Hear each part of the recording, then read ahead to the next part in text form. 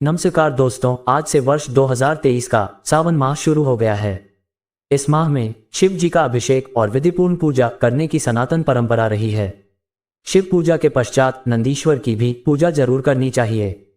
उसके बाद नंदी की प्रतिमा के कान में भक्तों को अपनी मनोकामनाएं बोलनी चाहिए। माना जाता है कि ऐसा करने से भक्तों की सभी मनोकामनाएं शीघ्र ही पूरी हो जाती हैं। शिव पुराण के अनुसार शिव जी के वाहन अल्पायु थे, लेकिन शिव भक्ति से इनका मृत्यु का डर खत्म हो गया और शिव जी ने इन्हें अपना वाहन बना लिया। शास्त्रों में नंदी के जन्म की पौराणिक कथा के अनुसार पुराने समय में शिलाद नाम के ब्रह्मचारी ऋषि थे। शिलाद मुनि ने विवाह नहीं किया था, इस कारण उनके पितर देवता चिंतित रहते थे। पितरों की चिंता का कारण ये था कि शिलाद के बाद उनका वंश समाप्त हो जाएगा। एक दिन पितर देवता शिलाद मुनि के सामने प्रकट हुए और उन्हें अपनी ये चिंता बताई। पितर देव ने कहा कि तुम इस प्रकार ब्रह्मचारी रहोगे तो हमारा वंश खत्म हो जाएगा। हमारा वंश आगे बढ़ सके, इसके लिए तुम्हें कुछ करना चाहिए। पितर देवता की चिंता सुनकर शिलाद मुनि ने शिव जी को प्रसन्न करने के लिए तप किया। शिव जी मुनि की तपस्या से प्रसन्न हो गए। शिलाद मुनि के सामने शिव जी प्रकट हुए। शिव जी ने शिलाद मुनि से वरदान मांगने के लिए कहा। शिव जी से शिलाद मुनि ने वरदान में एक पुत्र मांगा।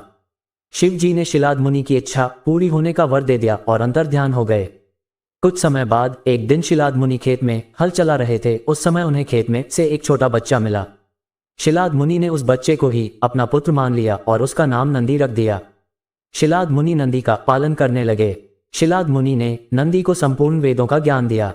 एक दिन शिलाद मुनि के आश्रम में कुछ संत महात्मा आए। संतों ने शिलाद मुनि को लंबी उम्र और सुखी जीवन का आशीर्वाद दिया, लेकिन नंदी को कोई आशीर्वाद नहीं दिया।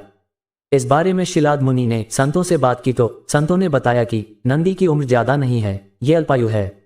संतों की बात सुनकर शिलाद मुनि दुखी रहने लगे।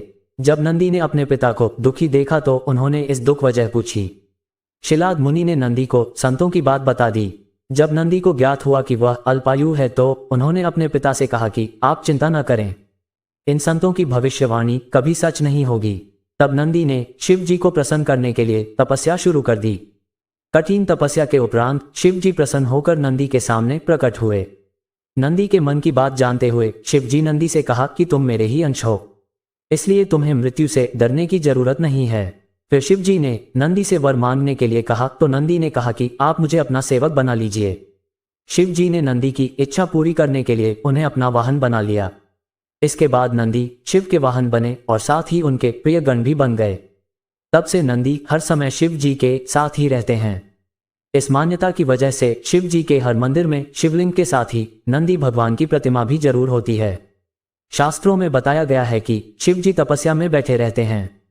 ऐसी स्थिति में शिव जी के भक्त जब पूजा पाठ करते हैं तो वे अपनी मनोकामनाएं नंदी के कान में कह देते हैं। जब शिव जी की तपस्या पूरी होती है तब नंदी शिव भक्तों की मनोकामनाएं उन्हें बता देते हैं। इसके बाद शिव जी अपने भक्तों की इच्छाएं पूरी करते हैं। तो इस सावन के सोमवार में नंदी के कान में अपनी मनोकामना अवश्य बोले, जो शीघ्र पूर्ण होगी। वीडियो को अंत तक देखने के लिए धन्यवाद। कृपया इस चैनल को सब्सक्राइब करें, साथ ही वीडियो को शेयर करना न भूलें। ओम नमः शिवाय।